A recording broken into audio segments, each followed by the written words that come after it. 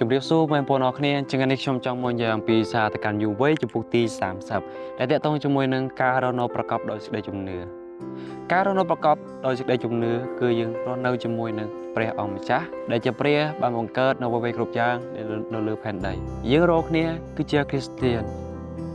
គឺយើងត្រូវការរស់នៅជាមួយនឹងព្រះអង្គម្ចាស់ដែលជាព្រះពោពេញទៅដោយស្រឡាញ់ដែលជាព្រះលើអស់ទាំងព្រះមានព្រះណាទៀតដោយព្រះអង្គឡើយសេចក្តីថ្លែងមកត្រង់គឺយើងមិនអាចប្រៀបផ្ទឹមបានទេព្រះយេស៊ូវទ្រង់បាននិយាយថាកូនរបស់ទ្រង់គឺព្រះអង្គស្រឡាញ់គ្រប់គ្នាព្រះអង្គមិនដែលស្អប់អ្នកណាឡើយនៅពេលដែលយើងរស់នៅជាមួយនឹងព្រះអង្គគឺព្រះអង្គទ្រង់សប្បាយចិត្តនៅពេលដែលទ្រង់បានឃើញកូនរបស់ទ្រង់កែប្រែនៅចិត្តគំនិតរបស់គេដើម្បីនឹងរស់នៅជាមួយនឹងព្រះអង្គដែលបានដើរតាមនៅគម្លងនៃព្រះអង្គដែលជាព្រះសង្គ្រោះយើងត្រូវចាំថាគ្មានព្រះណាទៀតដែលអាចសង្គ្រោះយើងដូចជាព្រះយេហូវ៉ាបានឡើយព្រះយេហូវ៉ាទ្រង់នឹងជួយសង្គ្រោះយើងឲ្យយើងរួចពីទុក្ខលំបាកនៅក្នុងផែនដីនេះពីសេចក្តីល្បួនរបស់សាតាំងដើម្បីឲ្យយើងរស់នៅដោយជីវិតអកលជាមួយនឹងព្រះអង្គម្ចាស់នៅឯនគរឋានសួគ៌ជាទីកន្លែងមួយដែលសប្បាយរីករាយជាទីកន្លែងមួយដែលសុខសាន្តគឺគ្មានអំពើបាបនោះទេហើយយើងនឹងរស់នៅជាមួយនឹងបងប្អូនរបស់យើងគ្រប់គ្នាដែលបានជឿទុកចិត្តទៅលើព្រះគឺយើងរស់នៅជាមួយគ្នាដោយភាពសប្បាយរីករាយជាមួយនឹងព្រះអង្គម្ចាស់នៅពេលដែលយើងរស់នៅជាមួយនឹងព្រះអង្គម្ចាស់គឺយើងតែងតែប្រព្រឹត្តនៅអ្វីដែលល្អ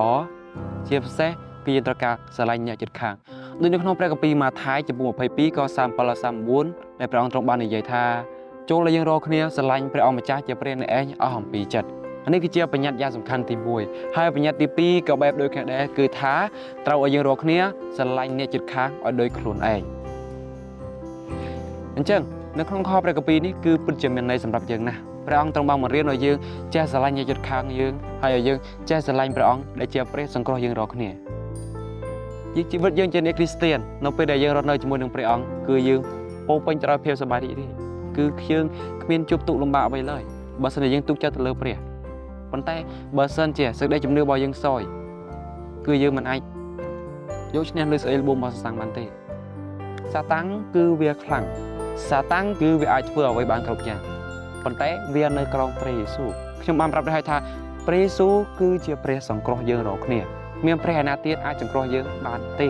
អញ្ចឹងហើយសារតកម្មយុវវ័យថ្ងៃនេះគឺខ្ញុំមានតែប៉ុណ្្នឹងឯងខ្ញុំក៏សូមអរគុណដល់បងប្អូនអរគ្នាសម្រាប់ចំណាយពេលវេលាស្ដាប់នៅវីដេអូមួយនេះខ្ញុំសូមអរគុណនិងសូមជម្រាបលា